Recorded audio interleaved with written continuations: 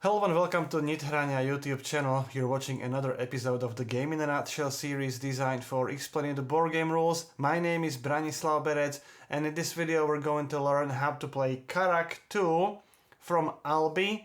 It's a game for 2 to 5 players and plays in about 45 minutes. To set the game up, place this starting landscape tile in the middle of the table.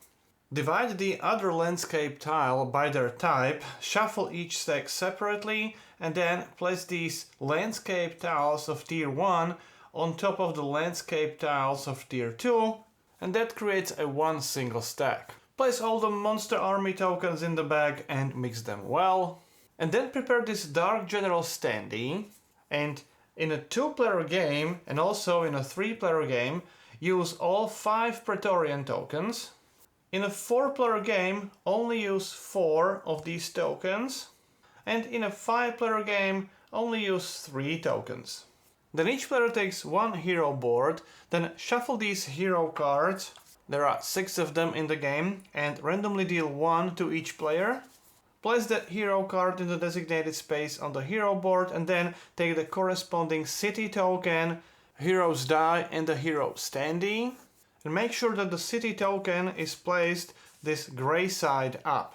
Then place 5 life tokens in these spaces with the hard side up, 6 city buildings, unique city buildings with this gray unbuilt side up, and this banner token above the 0 space of the hero board. All players place their standees on this central space of the board on the Karak castle, then randomly determine the starting player, and that's the end of the setup. Karak is a competitive game in which players explore the areas around this Karak castle, fight the monsters, liberate the territories, and ultimately they need to defeat this Dark General. By defeating the monsters, players will gain these soul stones, and the Dark General has the strongest soul stone, and then the player with the most soul stones, or rather with the highest value of these soul stones, wins the game. The game is played in turns, starting with the first player and continuing clockwise, and on your turn you can perform 2 actions. With each action you may first move to an adjacent hex, and then you can take an action on that hex.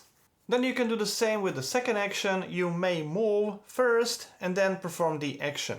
Both movement and the action are optional, but you must first move and then take an action. You may not take an action and then move away from the hex.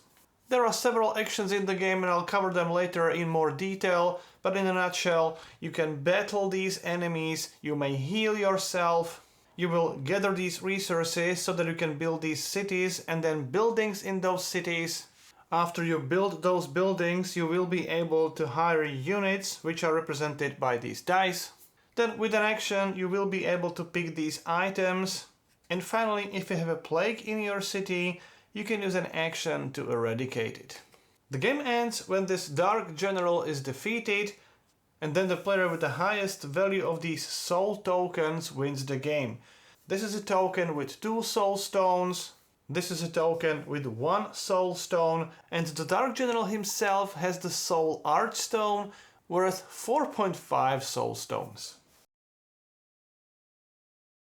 So let me now explain the actions in more details, and the first part of your action is the movement.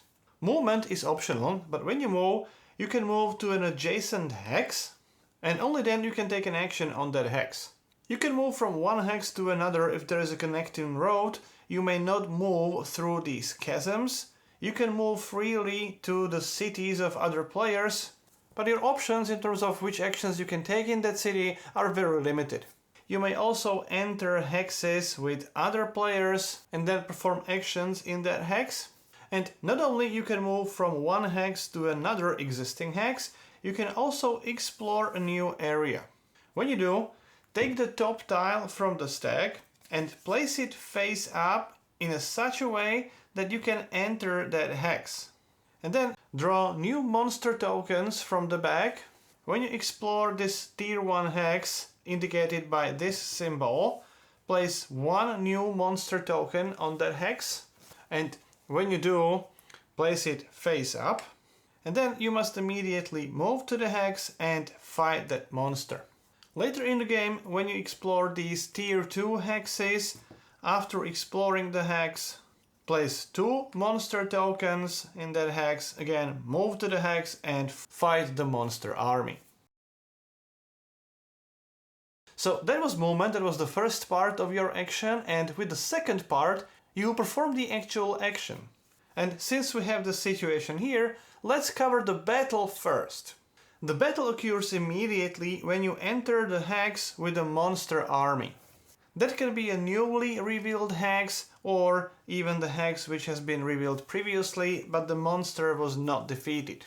Each monster has the value in the top left hand corner, so here we have 2. In case there are 2 monster tokens in one hex, their total defense value is the sum of these 2 values, so here it would be 8. Now you as a hero always roll your hero die. It has attack values ranging from 1 to 3 based on the number of these sword symbols. Then later in the game when you build a city, you will be able to build buildings, and some of these buildings will allow you to recruit units. So when you attack, you can choose any of these units, any number of them. You can use all of them or you can only use certain number of them and keep the rest in your reserve. And you can also use weapons if you have any, and these attack spells. The weapons provide permanent attack bonuses, so here you have +3 total to your attack value. And if you decide to use the attack spell, here we have Fireball, each one adds +1 to the attack value, but this is a one-time use, so these are then discarded from the game or removed from the game to be precise. Finally, some of the hero's abilities may modify these values as well. So after you decide which of your units, if any, you're going to use in the battle, take your hero die, all the selected unit dice, and roll them. Now, your attack value is the sum of all these swords on the dice. Here we have 3 swords, so your base attack value is 3. With these weapons in this example, we would have +3 attack value, so the total is now 6. And if your attack value is lower than the defense value of these monsters, you lose the battle. In order to win the battle, your attack value must be equal or higher than the defense value of this monster army. If you lose the battle, you simply return back to the hex where you came from, and the monster tokens remain face up where they are. If, for example, you would decide to use these 2 fireballs, those would increase your attack value to 8, and with that, this monster army would be defeated. In that case, take all these tokens. Those tokens are now your trophies. You can flip them to the other side, and if you gain any of these soul stones, simply keep them near your player board. When you gain this resource token, look at the hex where the battle took place and take the corresponding resources. Here it's only 1 wood. Take the resources from the general supply and then remove the resource token from the game. And when you gain a spell token, you can place it in one of your empty slots in your inventory. These amulets are placed in this space, and when you gain a weapon, weapons are placed in these 2 slots in your inventory. If, for example, you wouldn't have empty space in your inventory, you may take that token and simply drop it on a hex where you are currently present. I will talk about these items at the end of the video. Then if you roll any skull symbols, you have to apply wounds. When the skull symbol is on your hero die, simply flip one of your life tokens to the other side, to the skull side. If you roll a skull symbol on one of your unit dice, that unit has been killed and you have to return the die back to the general supply. Then all the remaining dice are returned back to your reserve. When you roll these 2 skull symbols on your die, 2 things will happen. First, you lose 2 life points, so flip 2 life tokens to their skull side, and then you apply Plague to any other player in the game. Let's say you will choose this green player. That player must immediately discard 1 resource of each type, if they have. If, for example, they wouldn't have meat, they would simply discard wood and stone. And if that player has a city already on the map, place the plague token on that city. That plague token prevents recruiting units in that city, and the affected player may remove that plague token with the Eradicate action, which I'm going to cover in just a couple of minutes.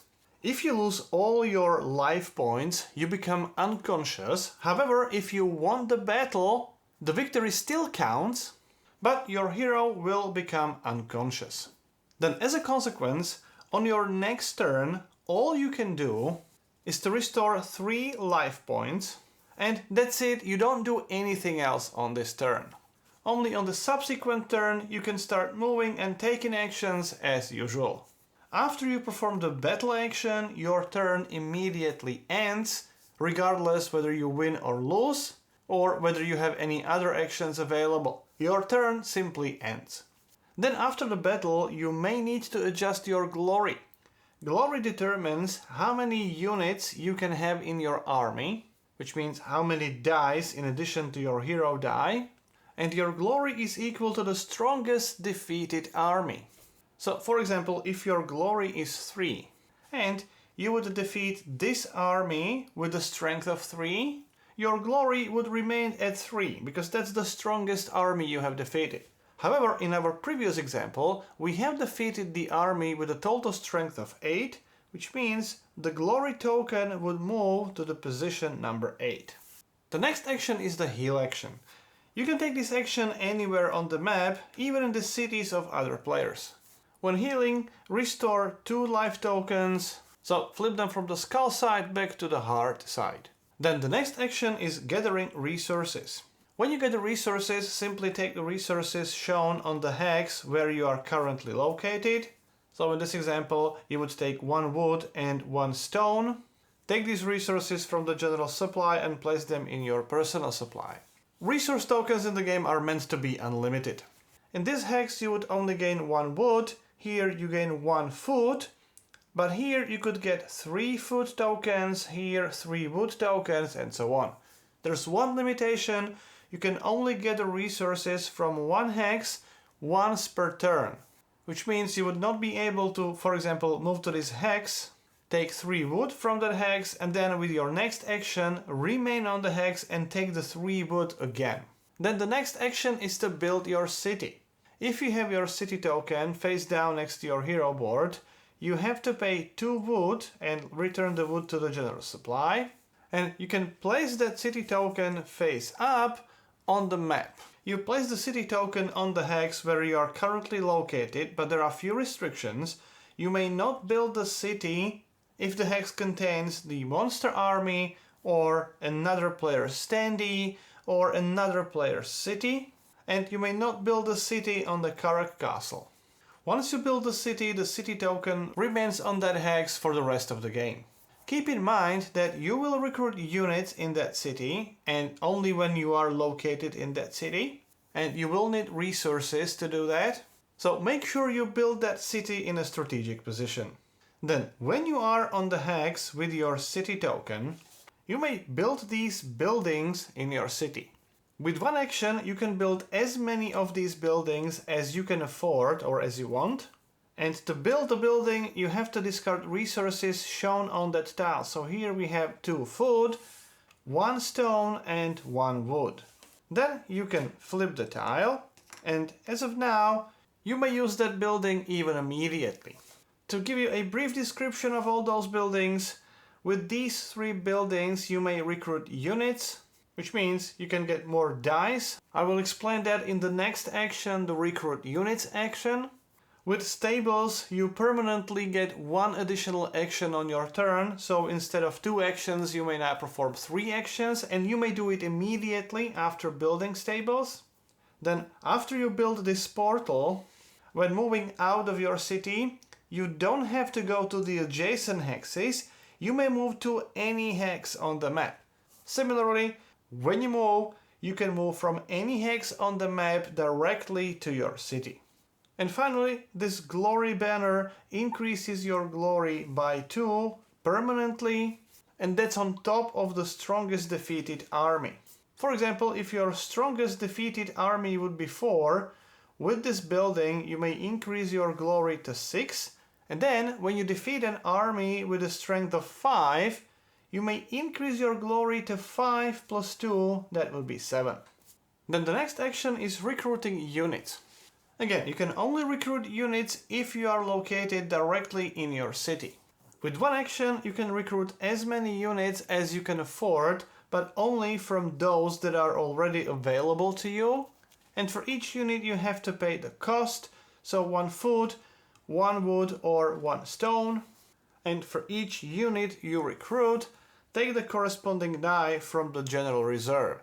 You may recruit as many units as you can afford, however, keep in mind that you have the glory limit.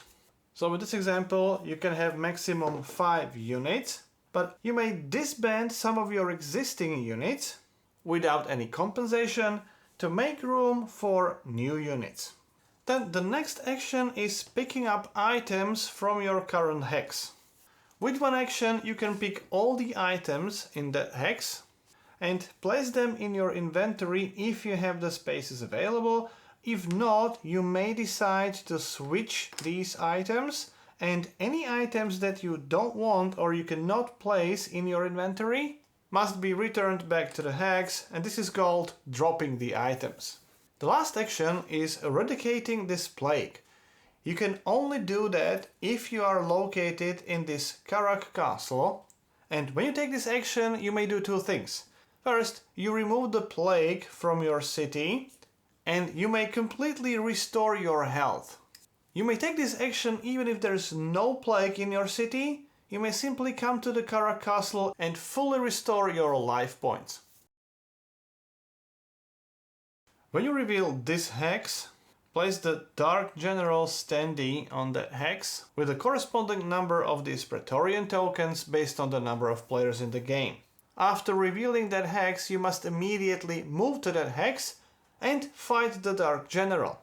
The defense value of this Dark General is always 10 plus the number of Praetorian tokens, so in this example is 13, and you perform the battle action as usual. Although there is one exception. Every time you battle the Dark General, you always lose 1 life regardless of the outcome of the battle. Now, when you attack the Dark General, if your attack value is 10 or more, but less than his total life points, so in this example, let's say your attack value would be 11, you lose the battle. However, you remove one of these Praetorian tokens. With each removed token, the total defense value of the Dark General is always reduced. In this case, it would be only 12. If your total attack value is equal or higher than the total life points of the Dark General, you win. Take the standee. It's your trophy worth 4.5 of these soul stones. And remember, you win even if you get unconscious, and then the game immediately ends. Each player counts the value of these soul stones. This stone has the value of 2, this one 4.5, and this token is worth 1 soul stone, and the player with the highest total value wins the game. So it may happen that even if you beat the Dark General, you don't win the game because you don't have the most soul stones. I have already talked about these items in the game, but let me now quickly summarize them. These are soul stones needed for the victory. This is a resource card. When you get the token, take the resources from your current location and remove the token from the game. These weapons provide permanent attack bonus during each battle. These purple tokens are spells. These fireballs can be discarded. For each discarded fireball, you increase the attack value by 1. And this is a pickpocket spell. Again, it's a one-time use. When you use it, you steal any 2 resources from any player's reserve. And finally, these green tokens are amulets. You can only carry 1 amulet at a time, so when you gain another amulet, you have to choose one and drop the other at your current location. With this amulet, you get 1 additional action. So if you have these stables built as well, with the stables and this amulet, you actually have 4 actions in total. With this amulet of resources, when you gain resources, you get one additional resource of the type of the resource you have gained. The Amulet of Glory increases your glory by 2. So again, with the building in your city that provides the glory, your total glory can be increased by 4. So for example, if you defeat an army of strength 5, with these 2 tokens, your total glory would be 9. Keep in mind that if you have this Amulet of Glory equipped and then you drop it, you also have to reduce your glory by 2. Then with this Amulet of Titan, you get this Titan die. It acts as another unit in your army but doesn't count against this glory limit. This die doesn't have a skull symbol, it's a Titan, so it can never be destroyed. However, similar to this Amulet of Glory, if you drop that amulet, you also lose that die. And finally, the Amulet of Protection can prevent 2 skull symbols during each battle. So, for example, it can prevent these 2 skull symbols, or you can prevent 2 of your units from dying. And you can also prevent the effect of the double skull symbol on your hero die. However, you don't lose 2 lives, but you must still apply the effect of the Plague and Misery. Talking about the Plague and Misery, as I already explained, when you apply the Plague, the affected player must discard 1 resource of each type, if they have it, and the affected city cannot recruit any units, but you can remove that Plague with the Eradicate action. Then if any player rolls a double skull symbol on their hero die, when the Plague is in play, you have to apply that Plague again, which means you may move the Plague to any other player in the game or even to the same player, and the same player would have to discard 3 resources, meaning 1 resource of each type. If you want to play a friendly game, you can completely ignore this Plague and Misery rules. And finally, let me quickly go through these special abilities of heroes. With this first one, whenever you reveal the new tile, you always draw 1 additional monster token. So when you reveal the tier 1 tile, you don't draw 1, you draw 2 of them, and then you choose the 1 to keep and return the other back to the bag. When you reveal the tier 2 landscape tile, draw 3 tokens, choose 2 of them to keep and return the other back to the bag.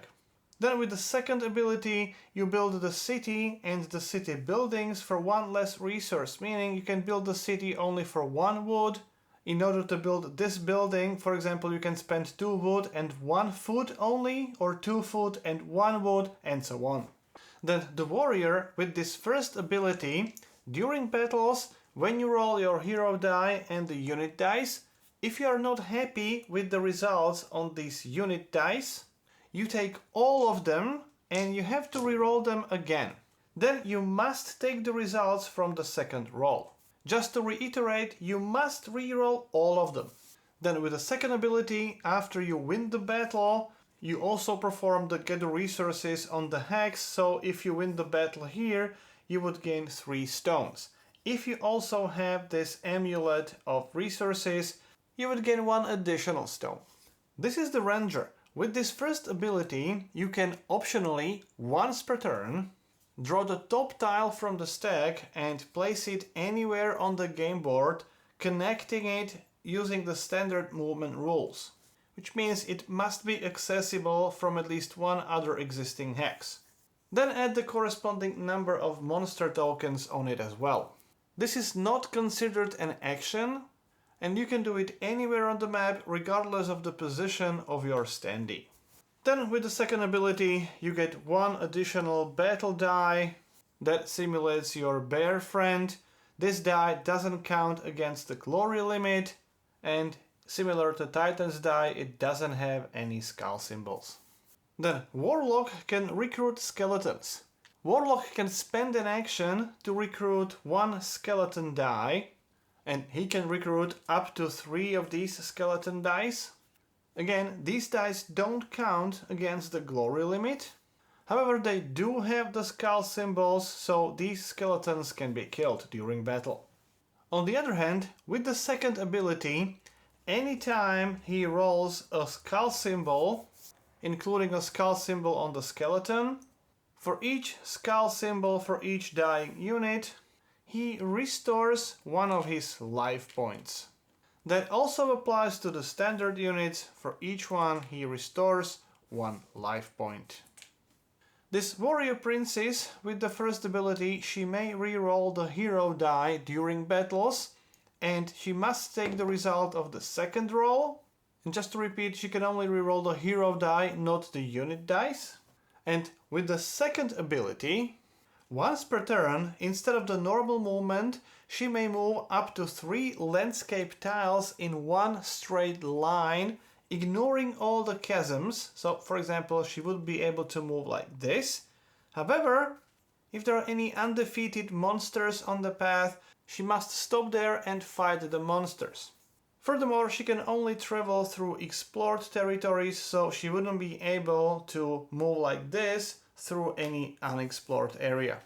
Then, when this scout explores the new area, the scout can draw top 2 tiles from the stack, look at those tiles, choose one of them, and return the other back to the top without revealing to other players what it is, and then explores the new area using the standard rules. Then, with this second ability, the raptor can automatically defeat any monsters with a strength of 1. So when you reveal a new tier 1 landscape tile and the monster with a strength of 1 is placed on that tile, the raptor kills it automatically. You don't even have to roll the die. And you obviously get the token as if you won the battle. And when you reveal the new tier 2 landscape tile and one of the monster tokens is a token with a strength of 1, you automatically defeat that token and you also gain that reward, and then you have to fight the other token. In case both of these tokens are tokens with a strength of 1, choose one of them, you automatically defeat that enemy and gain the reward, and then you have to fight the other one. When fighting against the Dark General, with this ability you automatically remove one of the Praetorian tokens before the battle, then carry out the standard battle against the Dark General, and for example, in this situation, if your total attack would be 10, you would actually remove the second Praetorian token as well. So that's how you play Karak II. If you have any questions or comments, I'll do my best to answer as many as I can. If you like the series, please subscribe. You can support the channel on the Patreon page. You've been watching Game in a Nutshell. My name is Branislav Berec and hope to see you next time.